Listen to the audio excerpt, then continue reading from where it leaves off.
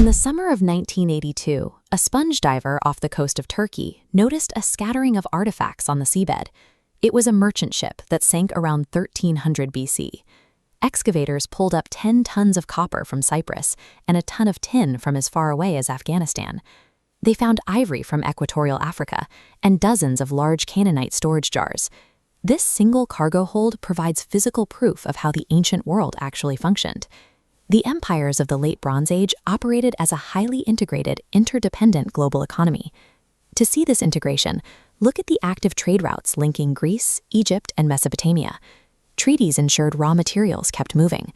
This network had a critical dependency, transporting copper and tin across vast distances. Combined, they created bronze, the essential material for their empires. Supported by this constant flow of resources, these empires grew massive.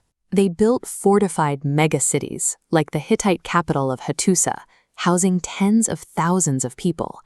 Elite palaces managed enormous agricultural surpluses, projecting an aura of complete permanence. Then, within a span of roughly 50 years, almost all of it vanished.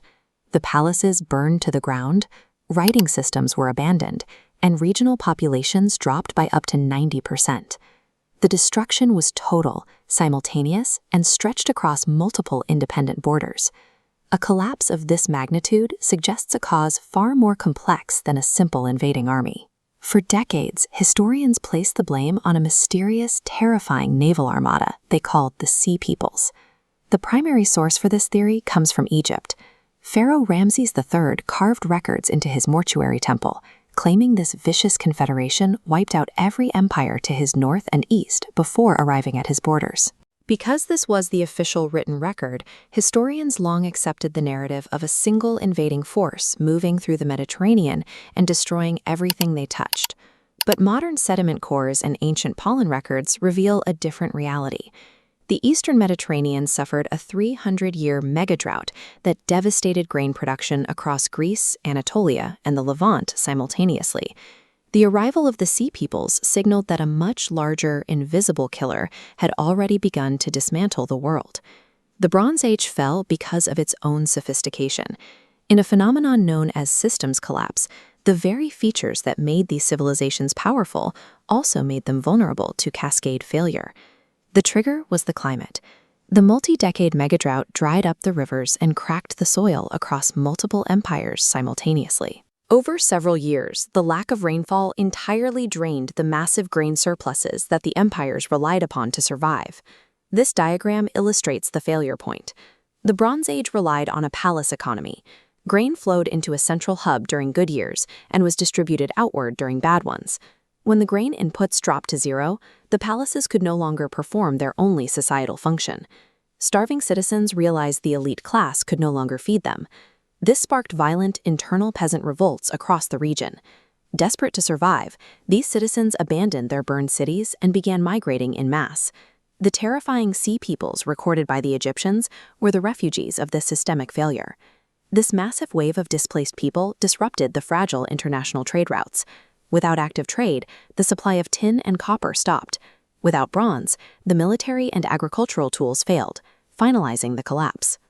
The intense interconnectivity of the Bronze Age was a fatal trap. In a system without redundancy, the failure of a single node guaranteed the destruction of the entire world. What followed the collapse was a 300 to 400-year period of sheer survival. Successive generations lived as scavengers among the ruins. They squatted in the rubble of magnificent palaces they possessed no idea how to build. The region suffered profound cultural amnesia. The specialized skills required to operate long-distance trade networks, engineer monumental architecture, and even write down their own history completely disappeared. The absolute peak of ancient human achievement was replaced by a primal struggle to pull enough food from the dirt to survive.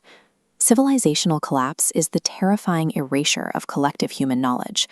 Looking at the 21st century, it is worth asking if our own systems are immune to this type of cascade failure. This split screen illustrates the vulnerability. The Bronze Age network relied on an uninterrupted flow of tin and copper.